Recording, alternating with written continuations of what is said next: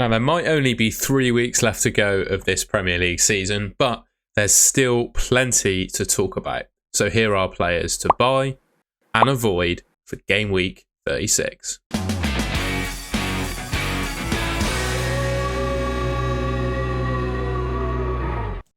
Now, in terms of buying or avoiding players with 3 weeks of the season left to go, with the double coming up in 37 for 6 teams, you can see there Brighton, Chelsea, Man City, Man United, Tottenham and Newcastle. For me, I think it makes sense to look at players from those teams to buy because they're going to have 4 fixtures over that period of time, whereas most other players are going to have, well, all other players that don't play for these teams, they're only going to have 3, and 4 fixtures compared to 3 is quite an advantage. Now, I'm not saying, you should absolutely go all in to maximise your chances for double game week 37 and have 11 doublers and break your team for that. That's not necessarily what I'm saying, but if you're looking to bring players in for the next game week 36, I think you have to do so with game week 37 in mind. The best way I thought to present this information to you this week was to go through all the teams with a double game week in 37 and categorise their picks. So basically I've gone for 3 options: great picks, decent picks, and then players I would look to avoid. I think Newcastle are probably one of the stronger teams with a double, so we're going to start off with them for players that potentially you should look to buy or potentially avoid.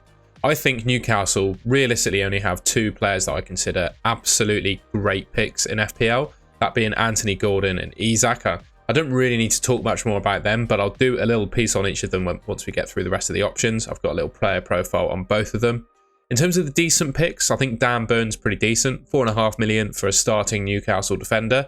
However, I would say, I can't make it say he's a great pick because Newcastle, they've dropped off a fair bit defensively. And with Fabian Schär now picking up an injury, I'll put him in the decent pick category because he may well be cleared for game week 36, right? But the news is he's got a hamstring injury and he was taken off as a bit of a precaution, is what Eddie Howe had to say. So, question marks, would he be back for game week 36? Or potentially, a hamstring injury could just derail and completely end his season. So, we don't know the full truth on that. And I think I probably wouldn't pick him as an option right now, but if he's confirmed to be fit, then I'd say he's probably the strongest Newcastle defender, right, with the goal threat that he poses. He is obviously a bit more than Dan Burn. I don't necessarily think budget is a major issue for FPL players at the moment, but if it is, I'd definitely say Dan Burn is the stronger of the 2 if you're looking for budget. But yeah, we just need to wait for news on Schär. One thing I would say is I think Schär being missing, Newcastle would just be incredibly threadbare defensively. Botman, Schär and Lascelles all out. I think Kraft is going to be playing at centre-back for them, and that's just such a downgrade from where they should be. And for that reason, I'm not sure I'd be too keen on the Newcastle defence if Schär is confirmed to be out. But of course, you kind of have to say, with a double game week and some nice fixtures, you could still pick Dan Burn. Put Dubravka in there as well. Obviously a 4.2 million starting keeper at the moment for Newcastle. The only reason I have him as a doubt is I don't think it's been confirmed when Nick Pope is due to be back, but I gather he was due to be back before the end of the season. And if you're targeting Newcastle players for that double in 37, it could well be the case that Nick Pope is coming back either for, halfway through 37 or for the game week itself. So for that reason, I'll put a question mark next to Dubravka. We might get news similar to what we're looking for Schär as to how long Nick Pope is going to remain to be out for, although Eddie Howe is not the most truthful when it comes to press conferences. So I'd say Dan Burn is really the only defender I'd feel comfortable picking, with Schär and Dubravka as potential that could come in if you so wish. I think it's fair to say that Isak has emerged as one of the best centre-forwards in the Premier League this season. When he's on the pitch with no Callum Wilson, he takes the penalties. I think Wilson is still the first choice Newcastle penalty taker, but with Isak being the only fit one of the 2 at the moment, he's going to be taking the penalties. He's got a really nice run of fixtures, and of course that double in 37. Burnley, Brighton, Man United and Brentford. Those are games where I would genuinely suggest he could score in each one of. And Newcastle just in general going forwards, they might not be the best defensively anymore, but they're having no issues scoring goals. And when Isak was originally back from his injury a few game weeks ago, I was saying, he's just as likely to tear or pull a hamstring as he is to get a 10-point haul. But it does look like he's stringing a string of games together, basically. He's played a load of games now without picking up an injury. So I think you could probably say he's gotten through those injury issues he was plagued with during his time with Newcastle previously. I think that's a fair statement to make now. And when you look at his numbers, I mean, they're absolutely fantastic. 20 attacking returns from 23 starts. 0.89 expected returns per 90. He's a great option. And then next up, you've got to say Anthony Gordon's a good option as well. He just plays every game, guaranteed minutes. Even when he's an injury doubt, we've seen him limp off from games on crutches, and he's just played the next game week. Even, Eddie Howe doesn't really tell the full truth in press conferences, but you can pretty much guarantee Gordon's going to play every game. He's great value, 6.1 million.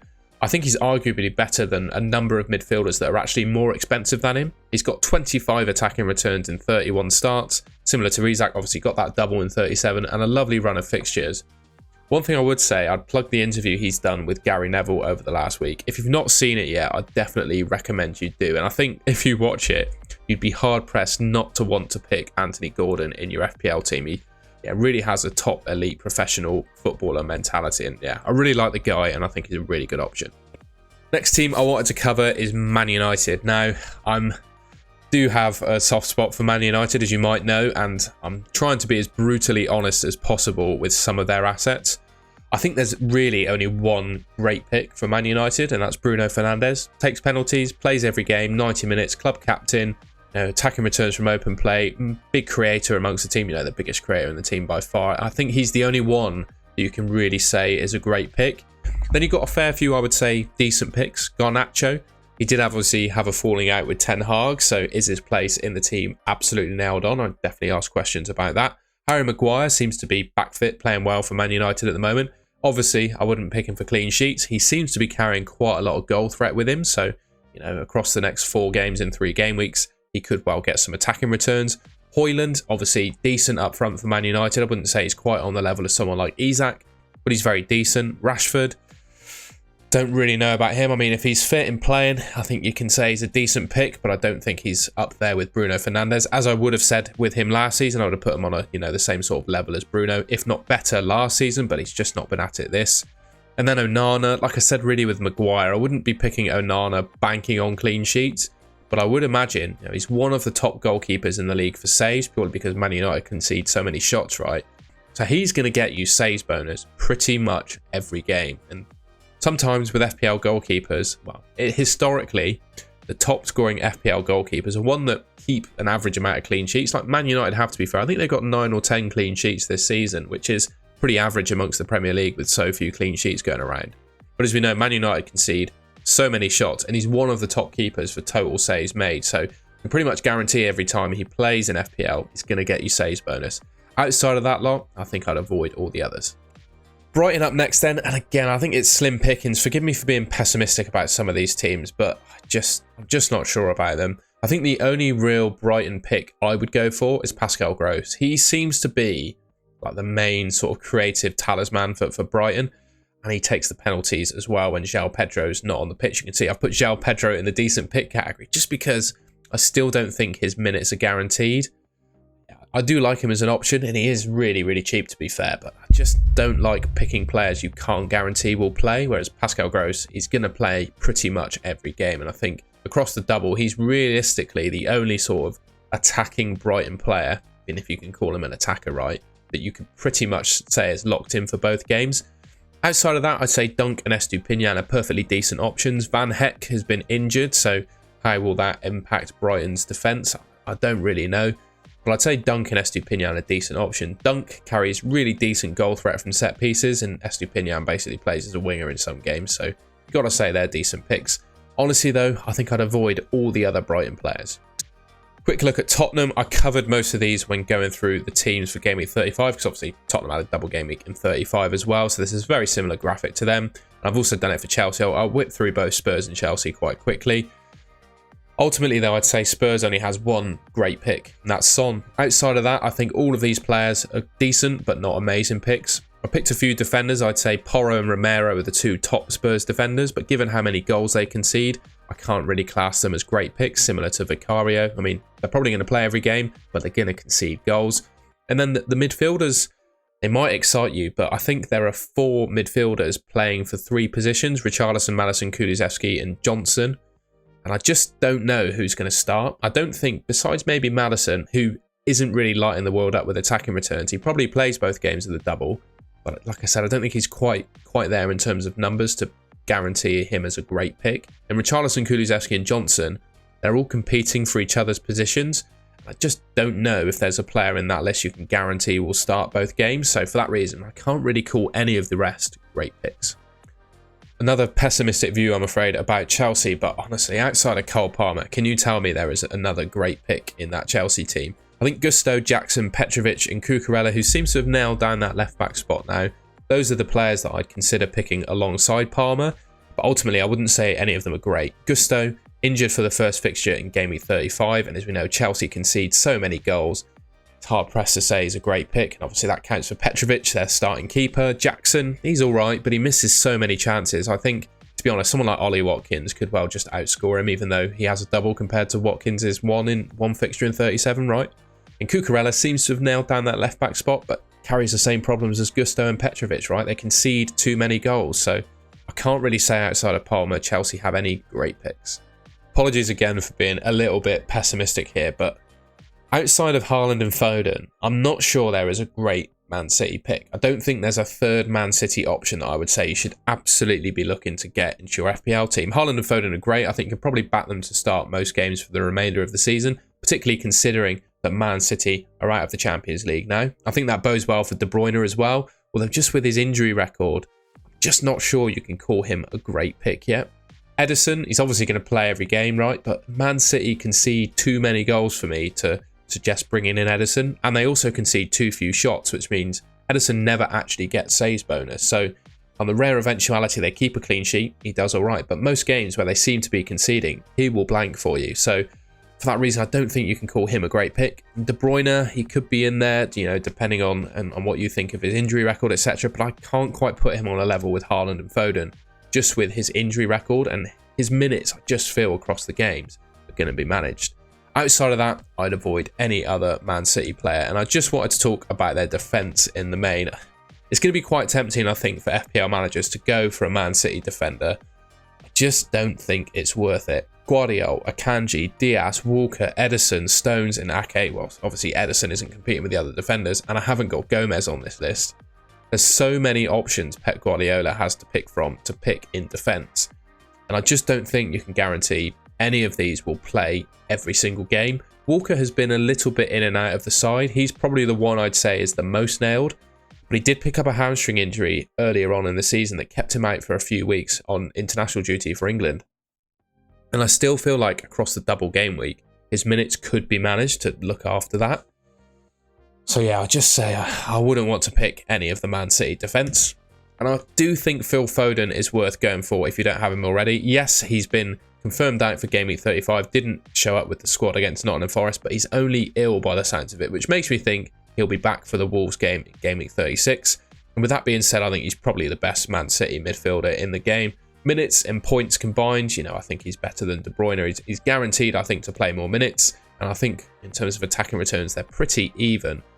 I'd say Kevin De Bruyne's returns are more weighted towards assists, whereas Foden probably gets less returns in total, but his returns are more weighted towards actually scoring goals, which makes me think he'll still score more points. I've got a feeling that Man City are going to be fighting for the title towards genuinely towards game week 38, the final game week of the season. So I think they're going to have to play Foden in pretty much every game they have remaining. Good fixtures: Wolves, Fulham, Tottenham, West Ham. Those are games where I'd say Foden could score in each of. Like I said, he's probably the best Man City mid FPL. I just wanted to talk about a couple of players that people might be considering selling or have already sold over the last couple of game weeks, right? First of all being Mo Salah, who is currently out of form.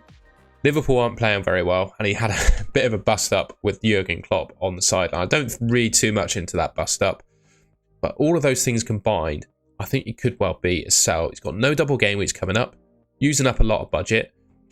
Ask yourself over upcoming game weeks, would you want to captain him? I think the answer to that question, probably no. And if it is no, would you want to spend 13.5 million on a player that you wouldn't captain? Would you want to downgrade and potentially upgrade other positions for double game week players instead? And I think, you know, thinking Foden and Son, who have 4 fixtures instead of Salah's 3 over the next 3 game weeks, could they outscore him? I think that's a genuine question to ask. You know, with the downturn in his form and Liverpool's form, I think it's a fair question. From my perspective, definitely see those points. I'm going to keep him because I think probably the best player in FPL history, right? Out of form, yes, at the moment, but form is only temporary. And I do think he will return to some decent goal scoring form. I don't see too much in that incident with Jurgen Klopp. I think he'd be hard pressed to leave Salah out of the team, to be honest. I think Salah was just upset, to be honest, that he was so bent because he was benched. So he has such an elite mentality that he'll just want to play every minute of every game, and he's naturally going to be upset when he's benched. I don't read too much into that, and I think I'm actually going to keep him, but I do think there's a genuine argument if you want to sell him. And I'll be keeping Bukayo Saka too, but I think the kind of similar argument applies to him, although I do think, considering how he's just performed against Spurs, I'd suggest Saka is in slightly better form than Salah. But over the last sort of 4 or 5 game weeks, I wouldn't say he's been lighting the world up with returns. And again, similar to what you could do with Salah, you can downgrade to other double game week midfielders. Obviously, only KDB and Son are more expensive than Saka. So if you downgrade to someone like Foden, for example, you're going to save yourself some money. He's got no double game weeks coming up. There's an old meme around in Twitter going around about him that he's limping every game that he loses. I do think he has been carrying an injury this season. I think there's something to do with his Achilles that has been managed the entire season. That's something I read on Twitter the other day, and I think there's some truth to that.